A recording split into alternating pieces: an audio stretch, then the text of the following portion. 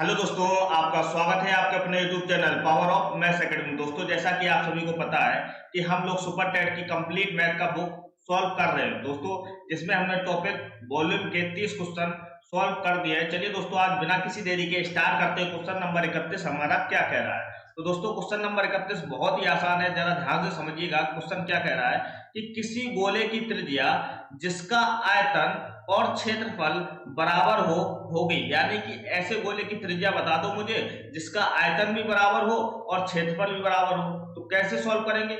आपसे एक कह रहा है कि आयतन और क्षेत्रफल जो है ना वो गोले का बराबर होना चाहिए, ऐसी आपको त्रिज्या ज्ञात करनी है। तो आप मुझे बताओ, गोले का आयतन होता कितना है? आपको पता है ना, गोले का जो आयतन होता है वो 4/3 पाई आर क्यूब होता है। ये किसके बराबर है? गोले के क्षेत्रफल के बराबर है। गोले का क्षेत्रफल कितना होता है? आप कहोगे 4 पाई आर स्क्वायर होता है। अगर नहीं पता है तो कॉपी में नोट कर लेना।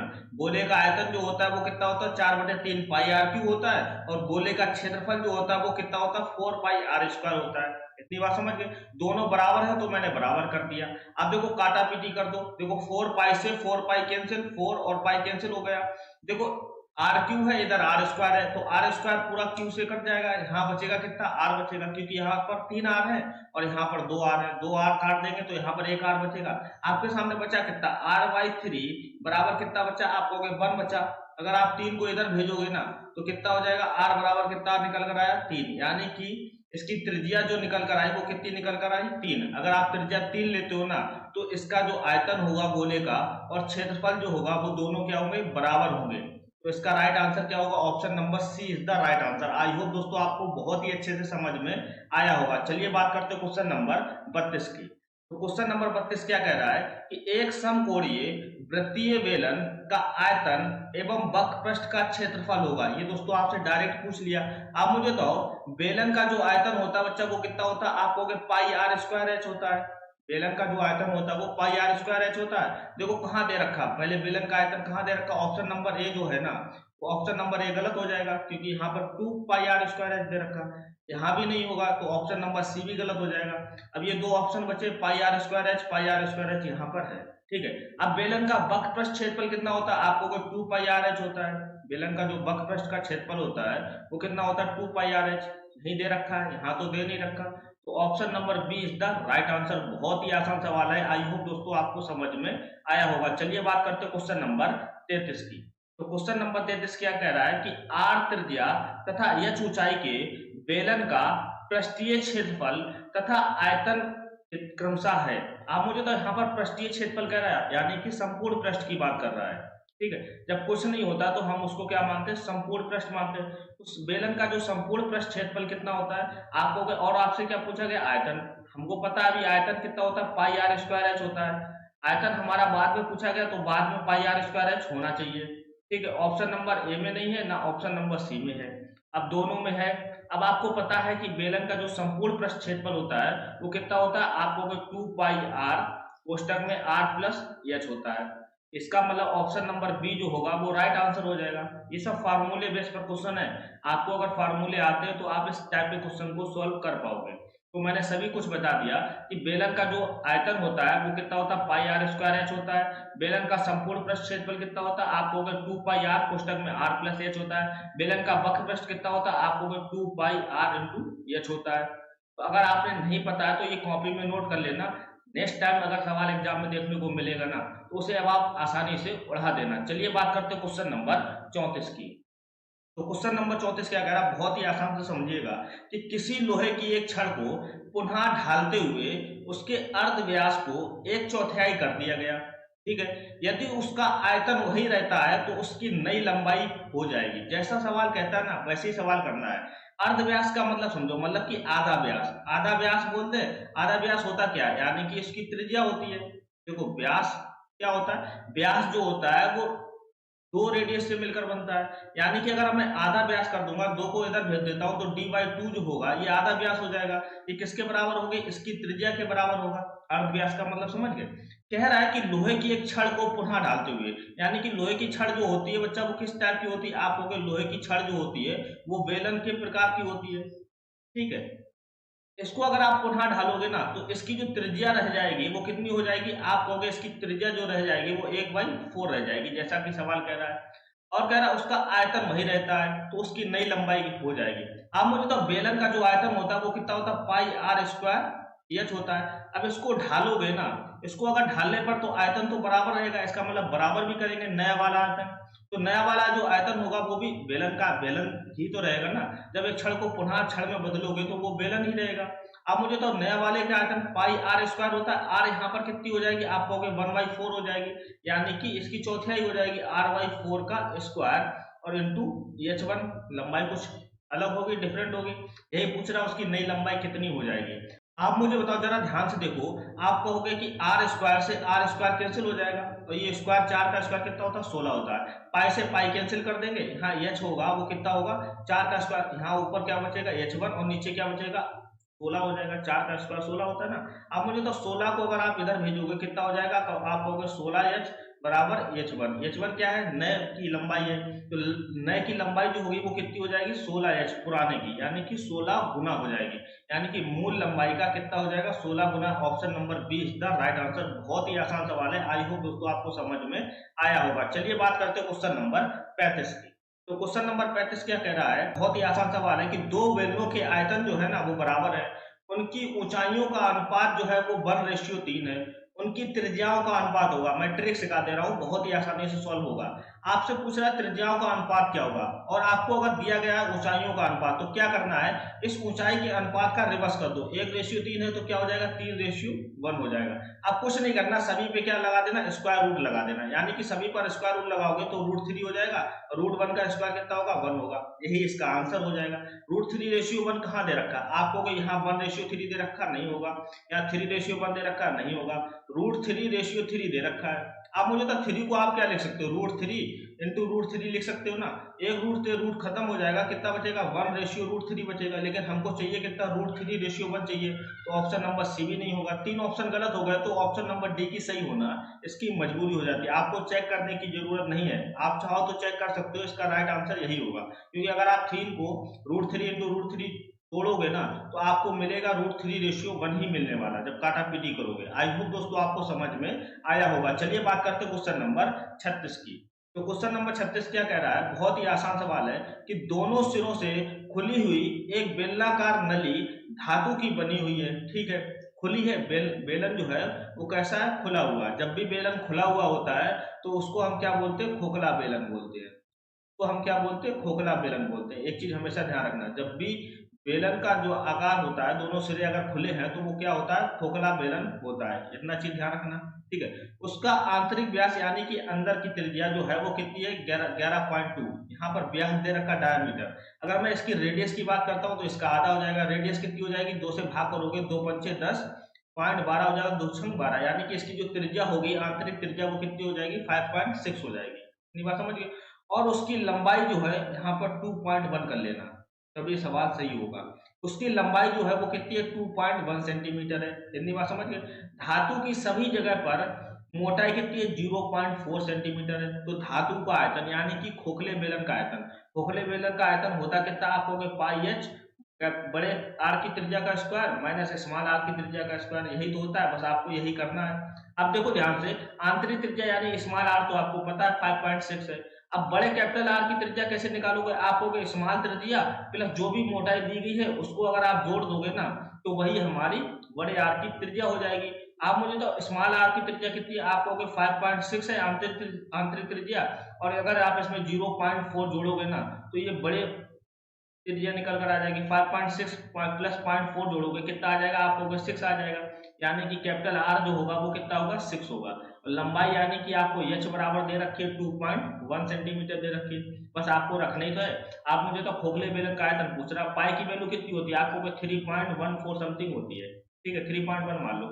यहाँ देखो एच की वैल्यू इसमें रख रहे हैं, एच की वैल्यू जो होगी, एच की वैल्यू कितनी होगी, आपको 2.1 दे रखी है, ठीक है, गुणा करोगे। आप मुझे तो r square minus r square को आप कैसे लिख सकते हो, आपको a square minus b square दे रखा, तो एक बार जोड़ेंगे और एक बार हम लोग घटाएंगे, इससे आपकी कैलकुलेशन जो होगी वो सरल हो जाएगी। आप मुझे तो 3.1 into 2.1 into r plus r. यहाँ पर मैंने अप्रोक्सीमेशन मान रखा है, क्यों? क्योंकि देखो सभी जो नंबर है ना वो सारे बड़े बड़े दे रखे हैं, ठीक है, कोई इसमें प्रॉब्लम नहीं आने वाली है। आप मुझे तो आर प्लस आर करोगे, देखो 6 प्लस छोटे आर की त्रिज्या कितनी है 5.6, कितना हो जाएगा 6 5 11, यानी कि 11.6 हो जाएगा, ठीक है। अब देखो r plus r into r minus r होता है, यहाँ पर आर माइनस आर। देखो ध्यान से 6 में अगर आप 5.6 घटाओगे कितना बचेगा 0.4 बचेगा। इतनी बात समझ गए 0.4। अब इसका आयतन कैसे फास्ट निकालोगे? अब मुझे तो यहाँ 3.1 लिखा है, इसको मैं 3 मान लेता हूँ, इसको मैं 2.1, इसको मैं 2 मान ले रहा हूँ, ये 11 मान ले रहा हूँ, ठीक है। अगर आप थोड़ा बड़ा भी ले लो कोई दिक्कत नहीं। अगर मैं कहता हूँ यहाँ पर 4 ले लो, यहाँ पर 3 ले लो, यहाँ पर 12 ले लो, और यहाँ पर 0.4 का मतलब आधा ही होता है, चलो एक ले लेता हूँ, कोई दिक्कत नहीं है। देखो कितना है 4 दिया 12, 12 12 कितना आएगा 144 आएगा। यानी कि जब मैंने बड़े बड़े नंबर लिए तब कितना आ रहा है 144 आ रहा है। 144 से ज्यादा नहीं होना चाहिए। Option number A, option number C, option number D गलत हो जाएगा, ऑप्शन नंबर बी की सही होना इसकी मजबूरी हो जाती है। आई होप दोस्तों आपको समझ में आया होगा। चलिए बात करते हैं क्वेश्चन नंबर 37 की। तो क्वेश्चन नंबर 37 क्या कह रहा है कि पानी से लबालब भरे हुए एक खुले उल्टे शंखवार बर्तन की ऊंचाई 8 सेंटीमीटर और शीश की त्रिज्या कितनी है 5 सेंटीमीटर। शीशे की कुछ गोलियां बर्तन में डाली जाती हैं जिससे बर्तन का 1/4 पानी बह जाता है, ठीक है। शीशे की प्रत्येक गोली की त्रिज्या 0.5 सेंटीमीटर है। बर्तन में डाली गई गोलियों की संख्या क्या होगी? अब मुझे तो 1/4 पानी बह जाता है, बह जाता है यानी कि शंक्वाकार का जो भी पानी भरा है ना उसका वॉल्यूम ही तो बह जाता है। अब मुझे तो जो शंक्वाकार का वॉल्यूम यानी कि आयतन होता है वो कितना होता है? आप हो गए 1/3 पाई आर स्क्वायर इंटू एच होता है। ये बचा के ये कितना बह गया? आप हो गए 1/4 बह गया। ये बहा क्यों? ये किसके बराबर होगा? ये चीज आपको समझनी होगी। जो पानी बह गया वो गोली जब डाले हुए ना उसी के बराबर ही तो होगा। अब गोली होती कितनी है? आप हो गए गोल होता है, गोली जो होती है गोल टाइप की होती है, यानी कि गोले के आयतन के बराबर होगा 4/3 पाई आर क्यूब के बराबर होगा। इतनी बात समझ गए? बहुत ही आसान है। जो पानी बहा है वो किसके कारण बहा? जब गोली आपने डाली यानी कि गोली के आयतन के बराबर बहा होगा, समझ रहे हो? तो जो बहा है उसका आयतन निकाल कर लेंगे और जो हमारा गोली का आयतन है उसके बराबर कर लेंगे। यहाँ कितनी गोलियां हैं? आप कहोगे n गोलियां हैं। इतनी बात समझ गए? आपको गोलियों की संख्या ज्ञात करनी है, बस इसको काटा पीटी करना है। अब जरा ध्यान से देखो 1/3 पाई आर स्क्वायर यहाँ कितना दे रखा? आप लोग शीश की त्रिज्या है 5 सेंटीमीटर यानी कि 5 25 हो गया, इंटू ऊंचाई कितनी दे रखी 8 इंटू 1/4 करेंगे बराबर कितना होगा 4/3 पाई। यहाँ पर आर कितनी दे रखा आपको 0.5, 0.5 का क्यूब करेंगे, ठीक है। आप मुझे तो 0.5 का क्यूब होता कितना 5 25 पंचे 125 यानी कि 0.125 करेंगे इंटू नंबर ऑफ गोलियों की संख्या होगी। अब देखो काटो, पाई से पाई कैंसिल हो गया, 3 से 3 हमारा कैंसिल हो गया, 4 दूनी कितना होता है 8, 2 दूनी कितना होता है 4 होता है। नहीं बात समझ गए? अब देखो यहाँ पॉइंट हटाओगे कितना आएगा 3 जीरो नीचे आ जाएंगे, 25 पंचे कितना होता है 125 होता है, ठीक है। 5 से काटोगे 5 दूनी कितना होता है 10 होता है, 2 जीरो ये हो गए। अब देखो 2 से ये भी काट दो कितना होगा 100, नीचे क्या बचा 100 बचा, इधर भेज दोगे 100 को इधर भेज दो। हाँ 100 बराबर कितना आ जाएगा यानी कि गोलियों की संख्या जो होगी वो कितनी होगी 100 होगी। Option number C is the right answer. बहुत ही आसान सवाल है, आई होप आपको समझ में आया होगा। इस सवाल में आपको बस इतना ही समझना है कि जो पानी बहा है, जो शंखु का आयतन बहा है वो किसके बराबर होगा? जो कांच की गोलियां उसमें डालोगे उसी के बराबर होगा ना। तो वही चीज हमने किया है। गोली का आयतन कितना होता है 4/3 पाई आर क्यू। कितनी गोलियां हैं वो हमको ज्ञात करनी है। ये किसके बराबर है? ये जो भी पानी बहा है शंखु का आयतन के बराबर होगा। आई होप दोस्तों आपको समझ में आया होगा। चलिए बात करते हैं क्वेश्चन नंबर 38 की। तो क्वेश्चन नंबर 38 हमारा क्या कह रहा है कि 11 सेंटीमीटर इंटू 4 सेंटीमीटर एक आयताकार पेपर के टुकड़े को मोड़कर बिना दोहराए एक बेलन ऊंचाई 4 सेंटीमीटर का बनाया जाता है। बेलन का आयतन कितना होगा? बेलन का आयतन होता कितना पाई आर स्क्वायर एच होता है। एक गोला है, एक कागज है, वो कितना है 11 सेंटीमीटर लंबा और 4 सेंटीमीटर चौड़ा। अगर आप इसको मोड़ोगे तो इस टाइप का बनेगा, ये बेलन बन गया, ठीक है। अब ये इसको अगर आप मोड़ोगे ना तो मोड़ोगे ये क्या होगा, इसकी लंबाई ये कितनी है, ये अगर आप टोटल जोड़ोगे ये जो होगा वो टोटल लंबाई कितनी होगी 11 होगी, लेकिन ये जो चौड़ाई है ये कितनी होगी 4 होगी, ठीक है। वही कह रहा है ना बेलन की ऊंचाई कितनी हो जाती है 4 सेंटीमीटर हो जाती है, जैसा कि कागज को मोड़ने पर बताया। लेकिन ये जो है क्या, आप कहोगे ये सर्किल है, सर्किल का क्या है सरकमफेरेंस यानी कि परिधि है, यानी कि 2 पाई आर है। परिधि कितनी होती है 2 पाई आर किसके बराबर होगी 11 के। ये बात समझ गए। यहाँ देखो 2 पाई की वैल्यू 22/7 रखोगे इंटू आर रखोगे बराबर कितना होगा 11, 11 से काटोगे 11 दूनी 22, यानी कि आर की जो वैल्यू आएगी वो कितनी आएगी 7/4 हो जाएगी। आर की वैल्यू जो आएगी देखो 7 को इधर भेजोगे 4 नीचे आ जाएगा 7/4 हो जाएगा। अब बेलन का आयतन होता है कितना पाई आर स्क्वायर एच होता है, आर कितना है 7/4 का स्क्वायर है इंटू एच हमारा कितना है आप कहोगे 4 है।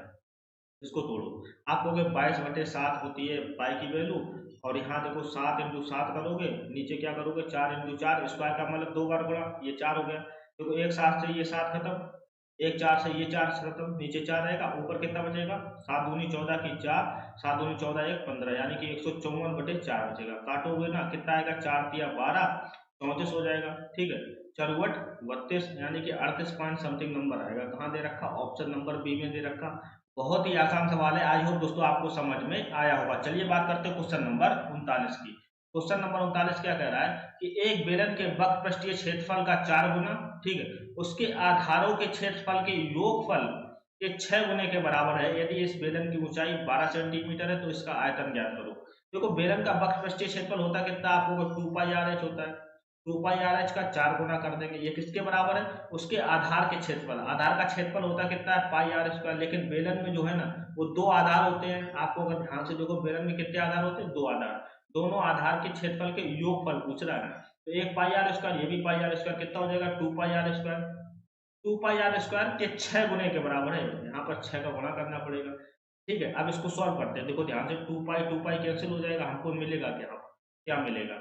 अगर आप देखो इसकी ऊंचाई कितनी है 12 सेंटीमीटर, यहाँ ऊंचाई भी रख देते हैं आर इंटू 12 इंटू 4 जो कट के बचा है बराबर कितना है इधर आर स्क्वायर इंटू 6 बचा। ठीक है, देखो 6 से काटोगे 6 दूनी 12, एक 8 से स्क्वायर कैंसिल हो जाएगा, तो यहाँ पर आर कितना आएगा 4 दूनी कितना होगा 8 आएगा, आर जो आएगा बच्चा वो कितना आएगा 8। अब इसका आयतन पूछ रहा है, आयतन क्या होता है पाई आर स्क्वायर इंटू एच होता है, यही निकालना है।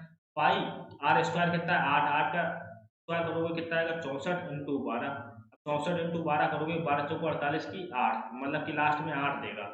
देखो ये बहुत छोटा नंबर है, 12 चौको 48 होता है, 48 से ज्यादा होगा, लास्ट में 8 देगा। कहाँ दे रखा ऑप्शन बी और ऑप्शन सी में नहीं दे रखा, ऑप्शन नंबर डी की सही होना इसकी मजबूरी हो जाती है। चलिए बात करते हैं क्वेश्चन नंबर 40 की। तो क्वेश्चन नंबर 40 क्या कह रहा है, दो बेलनों के आधार की त्रिज्या 2:3 का अनुपात है, उनकी ऊंचाइयों में 5:3 का अनुपात है, उनके आयतनों का अनुपात क्या होगा। बेलन का आयतन होता कितना आपको अगर पाई आर स्क्वायर एच होता है, इसका अनुपात पूछ रहा पाई आर स्क्वायर इंटू एच। ठीक, आपको कुछ नहीं जैसा दे रखा वैसे ही करना है। देखो जब भी अनुपात दे रखा ना और भाग करने की बात हो रही तो इसमें जो नंबर होते हैं वो रेशियो में ही ले लो, कोई दिक्कत नहीं।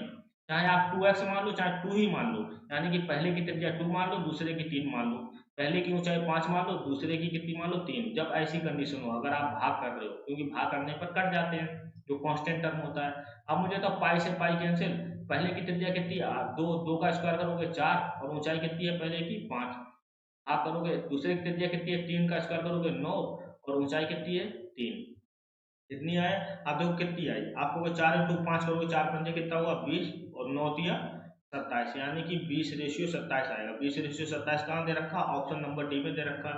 बहुत ही आसान सवाल है, आई होप दोस्तों आपको 10 सवाल बहुत ही अच्छे से समझ में आए होंगे।